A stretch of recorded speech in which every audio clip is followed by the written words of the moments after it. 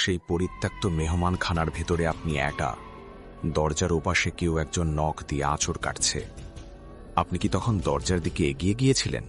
না আরজে ভাই, আমি দরজার দিকে যাওয়ার সাহস পাইনি, বরং আমি জানালার দিকে পিছিয়ে যাচ্ছিলাম, কিন্তু জানালাটা কোনোভাবেই খুলছিল না। ঠিক তখনই ঘরের কোনায় থাকা সেই পুরনো আয়নাটার দিকে আমার নজর গেল। আজকের এই রোমহর্ষক কাহিনীটি সম্পূর্ণ কল্পনা থেকে তৈরি একটি গল্প। এটি বাস্তবের কোনো ঘটনা নয়। শুরু করা যাক আজকের সেই রহস্যময় যাত্রা। আয়নায় আমার কোনো প্রতিবিম্ব দেখা যাচ্ছিল না। আয়নার ভেতরে দেখা যাচ্ছিল ঘরটা একদম ফাঁকা, আর মাঝখানে রাখা একটা পুরনো খাটিয়া। সেই খাটিয়ার ওপর সাদা কাপড় দিয়ে ঢাকা একটা দেহ শোয়ানো। খাটিয়া? কিন্তু আপনার ঘরে তো কোনো খাটিয়া ছিল না। কাপড়টা কি নড়ছিল? জি ভাই, সেই সাদা কাপড়টা ধীরে ধীরে নড়তে শুরু করল। কাপড়টার ভেতর থেকে একটা কুচকুচে কালো হাত বেরিয়ে এলো। হাতটা আমার দিকে ইশারা করছিল, আর ঠিক সেই মুহূর্তে ঘরের বাতিটা দপ করে নিভে গেল।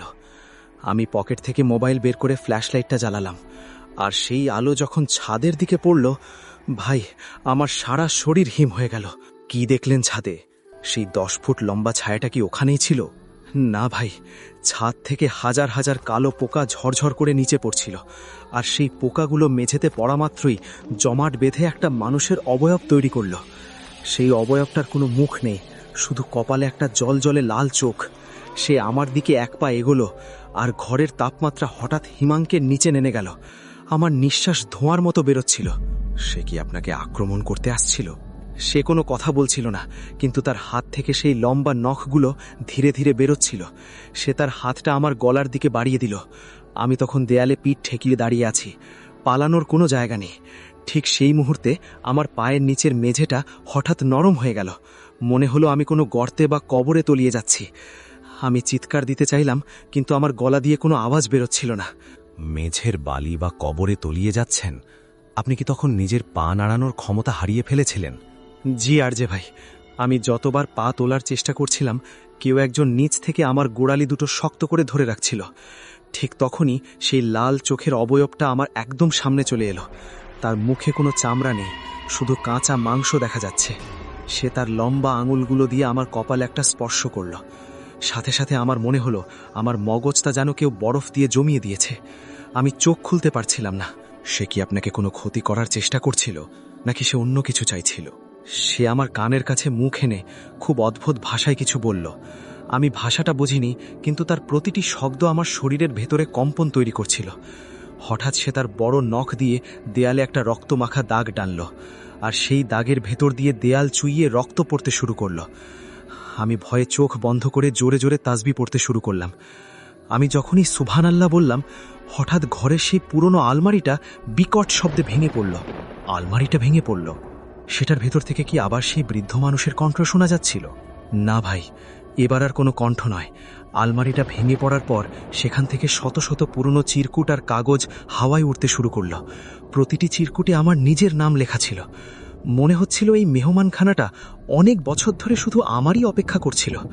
ঠিক তখনই দরজার বাইরে থেকে কেউ একজন অমানসিক চিৎকার দিয়ে উঠল, ওকে ছেড়ে দে, ওর সময় এখনো শেষ হয়নি।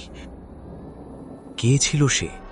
দরজার বাইরে কি অন্য কোনো অদৃশ্য শক্তি আপনার সাহায্য করতে এসেছিল? আমি জানি না ভাই, সেই চিৎকারের শব্দে পুরো ঘরটা কেঁপে উঠল। সেই লাল চোখের অবয়বটা হঠাৎ ধোঁয়ার মতো মিলিয়ে গেল। আমার পায়ের বাঁধনও আলগা হয়ে গেল। আমি কোনো মতে উঠে দাঁড়িয়ে জানালার দিকে তাকালাম। জানালার বাইরে সেই 10 ফুট লম্বা ছায়াটা তখন জানালার কাঁচ চিবিয়ে খাচ্ছিল। তার দাঁতের করাত কাটার মতো শব্দে আমার কান ফেটে যাওয়ার উপক্রম হলো। আপনি কি তখন বের হবার কোনো পথ খুঁজে পেয়েছিলেন? স্বাদের পৌঁছো আওয়াজ।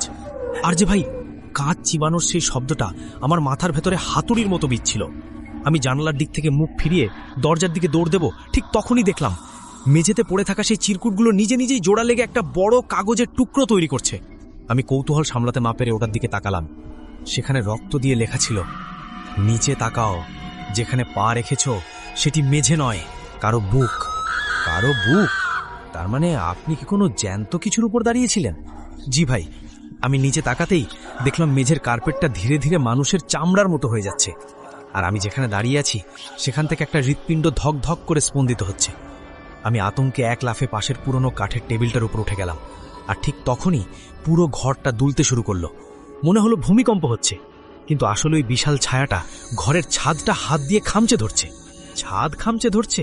সে কি ভেতর ঢোকার চেষ্টা করছিল?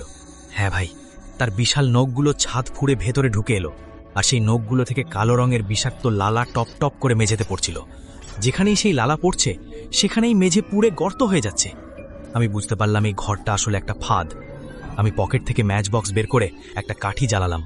ভাবলাম আগুন জ্বালালে হয়তো ওটা ভয় পাবে।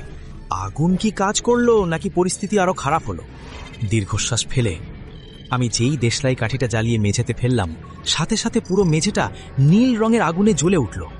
কিন্তু সেই আগুন গরম ছিল না ভাই, ছিল বরফের মতো ঠান্ডা। আর সেই আগুনের শিখার ভেতর দিয়ে আমি দেখতে পেলাম মেহমানখানার ভূগর্ভস্থ এক গোপন কুঠুরি।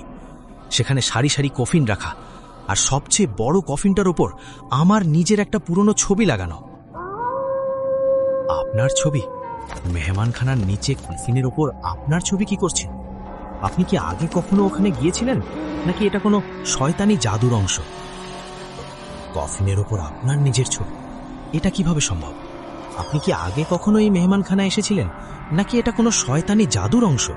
আর যে ভাই, আমি জানি না কেন আমার ছবি ওখানে ছিল, কিন্তু আমি যখন সেই নীল আগুনের শিখার দিকে তাকালাম, আমার মনে পড়ল ছোটবেলায় আমার দাদি বলতেন, জিনরা মানুষকে ভয় দেখাতে তাদের স্মৃতি চুরি করে ভ্রান্তি তৈরি করে।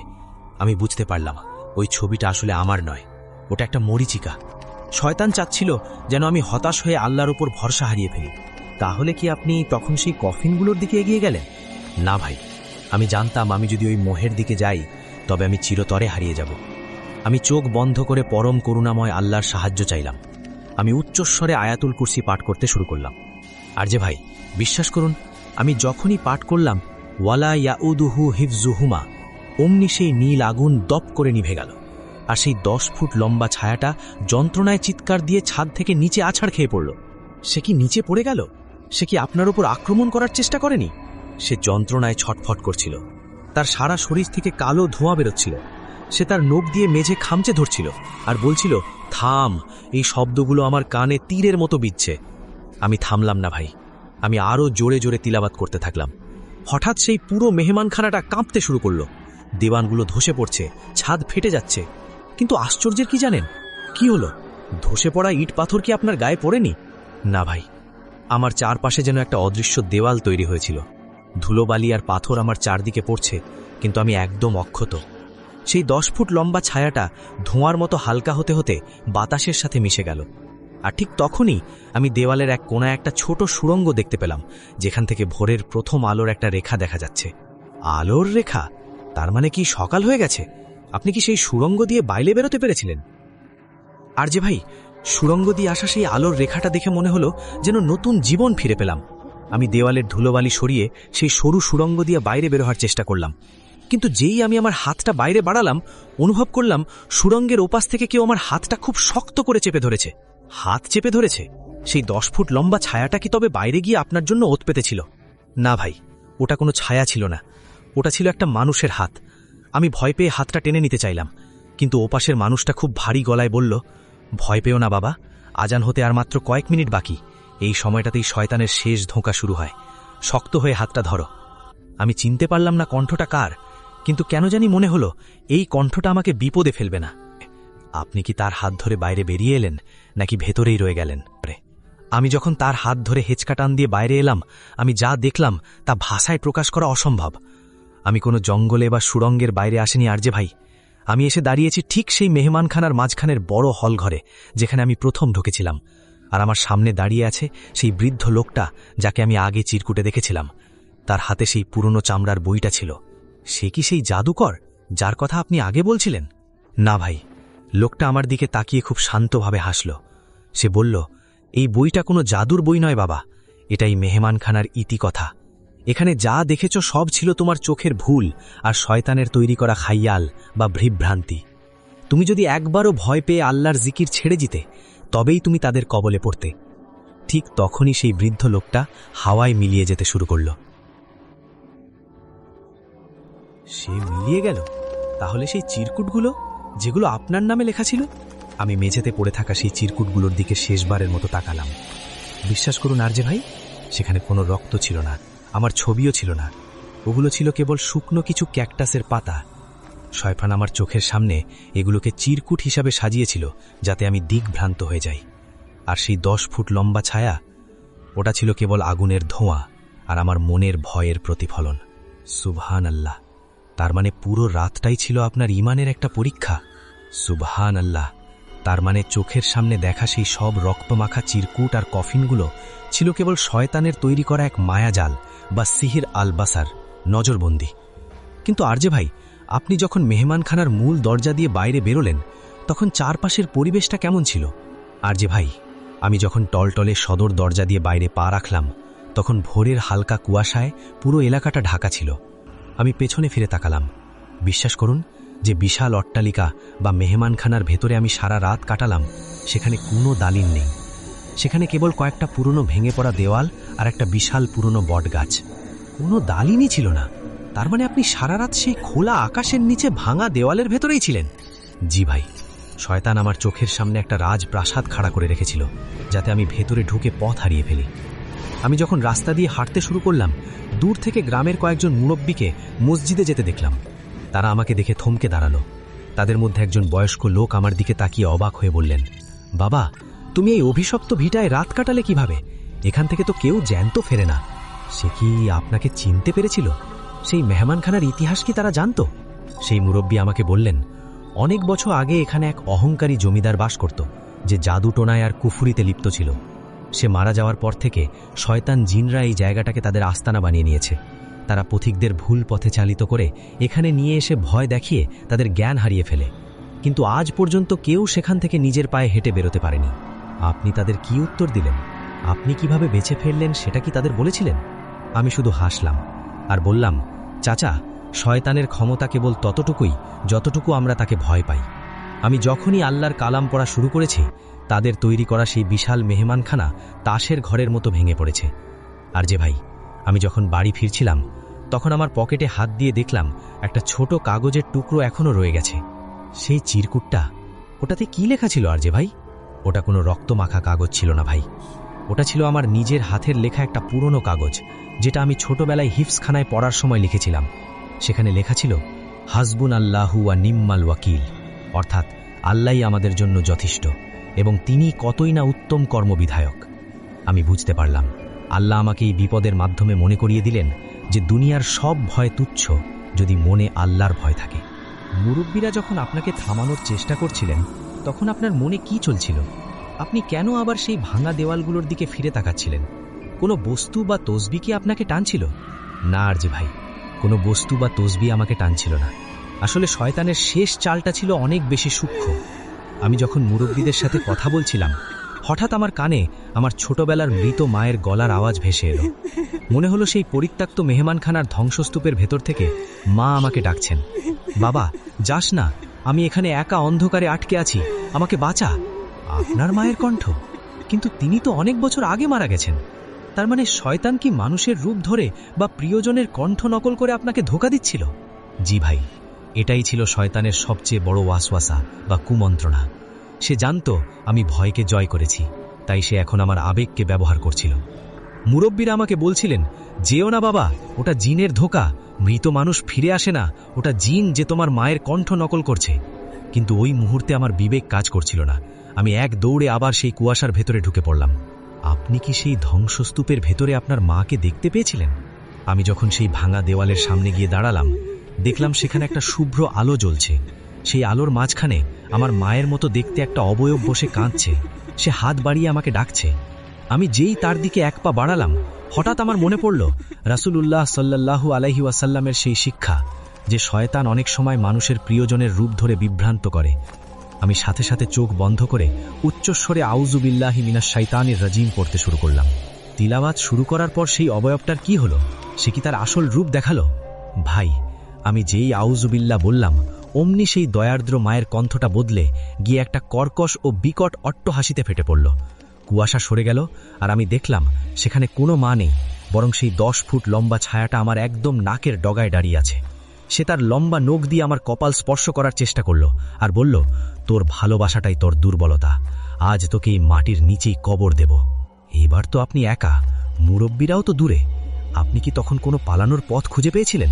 হাফেজ সাহেবের হাতে থাকা সেই চেরকুটটার দিকে তাকিয়ে আপনার কলিজা শুকিয়ে গেল কেন? ওটাতে কি এমন লেখা ছিল যা আপনাকে অতটা ভয় পাইয়ে দিল? আর সে ভাই, আমি যখন কাগজটার দিকে তাকালাম, দেখলাম ওটা আসলে কোনো চিরকুট নয়, ওটা ছিল একটা পুরনো মানচিত্র। আর সেই মানচিত্রটা ছিল ঠিক সেই মেহমানখানার। কিন্তু অবাক করা বিষয় হলো, মানচিত্রের এক কোণায় লাল কালি দিয়ে একটা তারিখ লেখা ছিল। কি তারিখ ছিল ওটা? ওটা ছিল ঠিক আজকের তারিখ। আর সেই তারিখের নিচে ছোট করে লেখা ছিল, আজ রাতে যে এই ভিটায় পা রাখবে সে তার অতীতকে ফিরে পাবে অথবা চিরতরে হারিয়ে যাবে। হাফেজ সাহেব আমার দিকে তাকিয়ে গম্ভীর গলায় বললেন, বাবা, তুমি যে এখান থেকে বের হতে পেরেছ এটা তোমার নসিব। শয়তান এই মানচিত্র দিয়ে এখানে মানুষদের টেনে আনে আর তাদের স্মৃতি নিয়ে খেলা করে। স্মৃতি নিয়ে খেলা করে?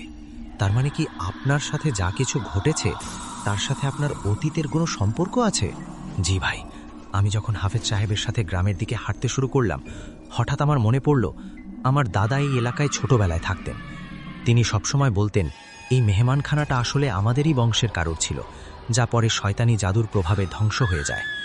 আমি বুঝতে পারলাম শয়তান আমাকে কেবল কাকতালীয়ভাবে এখানে আনেনি, সে আমার বংশের সেই পুরনো ইতিহাসকে ব্যবহার করে আমাকে ফাঁদে ফেলেছিল।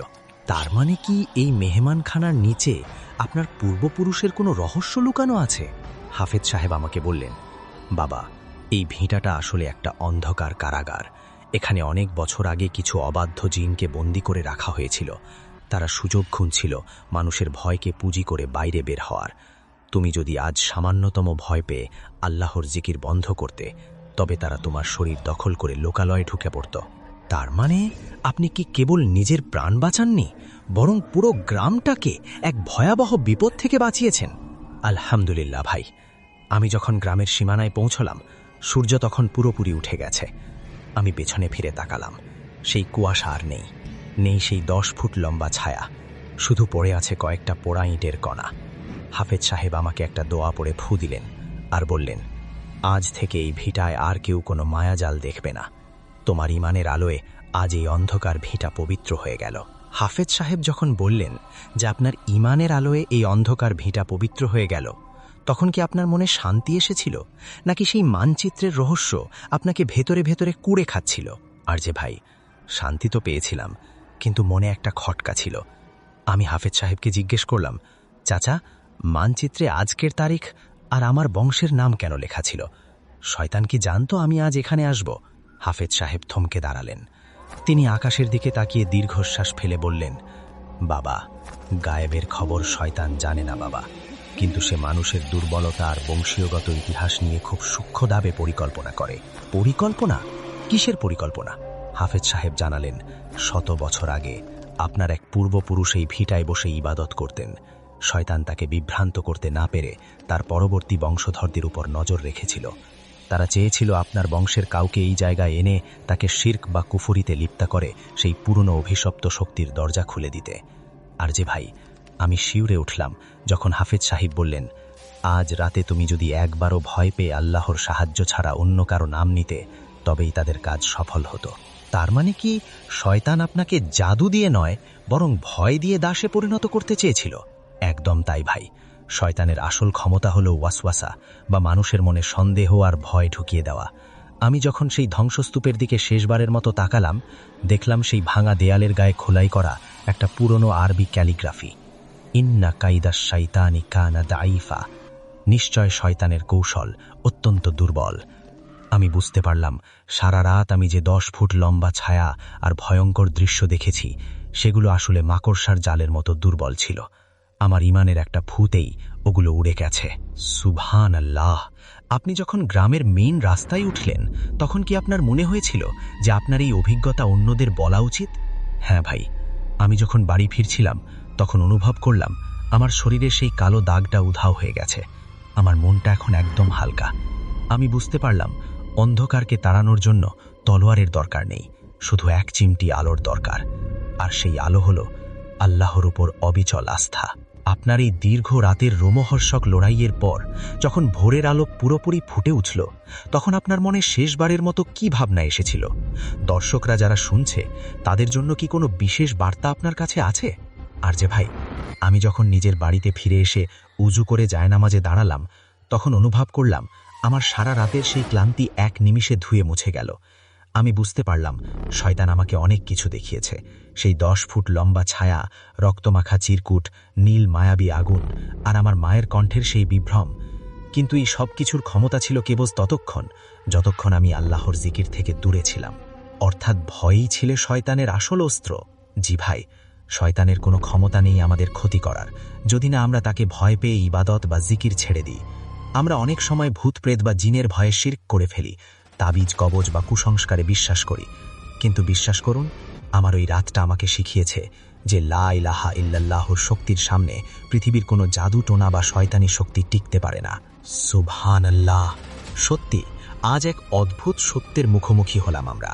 বন্ধুরা, আজকের এই কাহিনী থেকে আমরা শিখলাম, অন্ধকার যতই গভীর হোক না কেন, এক ফোঁটা ঈমানের আলো তাকে ধ্বংস করার জন্য যথেষ্ট। শয়তান শুধু কুমন্ত্রণা দেয়, কিন্তু আমাদের রক্ষা করার মালিক একমাত্র মহান আল্লাহ। জি আর যে ভাই, যারা আজ আমার এই অভিজ্ঞতা শুনলেন, তাদের শুধু একটা কথাই বলবো, কখনো কোনো মেহমানখানা বা নির্জন রাস্তায় ভয় পাবেন না। মনে রাখবেন, আপনার রূহ যদি আল্লাহর সাথে যুক্ত থাকে, তাহলে কোনো অশরীরী বা অশরীরী শক্তি আপনার একটা চুলও স্পর্শ করতে পারবে না। ভালো থাকবেন সবাই। আসসালামু আলাইকুম।